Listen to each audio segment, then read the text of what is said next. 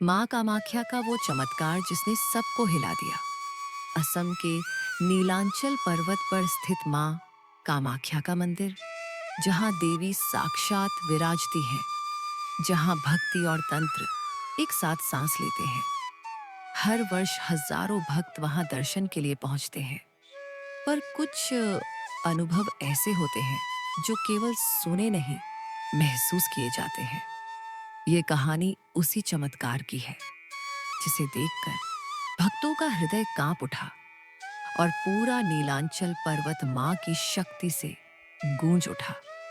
यह घटना लगभग 300 वर्ष पुरानी है।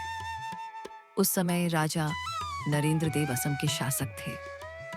वह मां कामाख्या के बड़े भक्त थे, परंतु उनके दरबार में एक मंत्री था, विरोचन, जो भक्ति पर नहीं, केवल तर्क पर विश्वास करता था। राजा रोज मंदिर जाकर आरती करता, पर विरोचन हर बार कहता, महाराज, यह सब अंधविश्वास है। अगर देवी सच में शक्ति है तो दिखाएं कोई प्रमाण।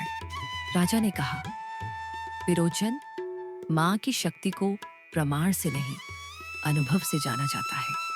पर विरोचन मुस्कुराया। फिर देख लीजिए महाराज, मैं कल जाकर स्वयं परीक्षा लूंगा। क्या सच में कोई मां है जो सुनती है? अगले दिन प्रातःकाल मंदिर के सामने लोग एकत्र हुए। विरोचन ने घोषणा की, यदि मां कामाख्या सच में यहाँ है तो मुझे चमत्कार दिखाएं अभी, यहीं। पुजारी ने कांपते हुए कहा, मंत्री जी, यह स्थान परीक्षा का नहीं, समर्पण का है।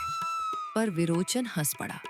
समर्पण और डर में फर्क होता है, पुजारी। उसने मंदिर के भीतर कदम रखा। वह गर्भगृह तक गया जहां मां की पवित्र योनि रूपी शक्ति विराजती है। उसने सिर झुकाने के बजाय कहा, अगर तू सच्ची देवी है तो मुझे रोक कर दिखा। एक पल के लिए मंदिर में पूर्ण सन्नाटा छा गया।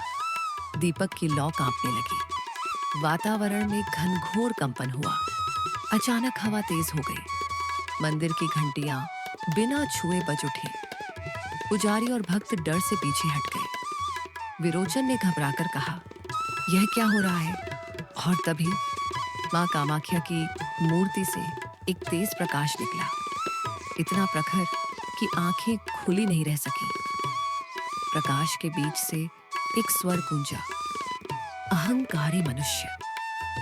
विरोचन के कानों में गूंजती वह आवाज किसी वज्रपात से कम नहीं थी। वह कांप गया। स्वर फिर बोला, तू शक्ति को चुनौती दे रहा है, जिसे पाने के लिए ऋषियों ने युगों तक तप किया है। मैं परीक्षा नहीं देती, चेतावनी देती हूँ। जो मुझे अनुभव करना चाहता है, पहले अपने भीतर के अंधकार को हराता है। विरोचन घुटनों पर गिर पड़ा। माँ, मैं भूल गया, मुझे क्षमा करें। माँ का स्वर शांत हुआ, पर मंदिर के चारों ओर बिजली की चमक फैल गई। आसमान में काले बादल घिराए और अचानक तेज वर्षा होने लगी। लोग मंदिर से बाहर भागे, पर जो दृश्य उन्होंने देखा वह आज भी इतिहास का हिस्सा है। विरोचन जहां खड़ा था, वहां की जमीन फटी, पर वह उसमें नहीं डूबा, बल्कि उसके चारों ओर एक लाल आभा बन गई। वह अचेत हो गया। लोगों ने देखा, उसके माथे पर मां कामाख्या का त्रिशूल चिन्ह बन गया था। कुछ समय बाद विरोचन को होश आया। उसकी आंखों से आंसू बह रहे थे। वह बोला, मैंने मां को नहीं देखा, पर मैंने मां को महसूस किया। मां की आवाज फिर गूंजी, मनुष्य जब मुझे देखने की जिद छोड़ देता है, तब मैं उसे जीवन का दर्शन देती हूँ। मेरी शक्ति दिखाने के लिए नहीं, संतुलन बनाए रखने के लिए है। विरोचन ने सिर झुकाकर कहा, मां, आज से मैं हर तर्क को भक्ति से नापूंगा। राजा नरेंद्र देव जब मंदिर पहुंचे, उन्होंने देखा मंदिर के दीपक अपने आप जल रहे हैं और गर्भगृह से हल्की रक्तिम ज्योति निकल रही है। पुजारी बोला, महाराज, मां ने स्वयं अपना रूप दिखाया। मां कामाख्या आज भी अपने भक्तों को सीधा संदेश देती है। राजा ने प्रणाम किया और कहा, यह चमत्कार केवल शक्ति का नहीं, मानवता की मर्यादा का प्रमाण है। उस दिन के बाद से नीलांचल पर्वत के भक्त हर वर्ष इस तिथि को शक्ति दर्शन दिवस के रूप में मनाने लगे।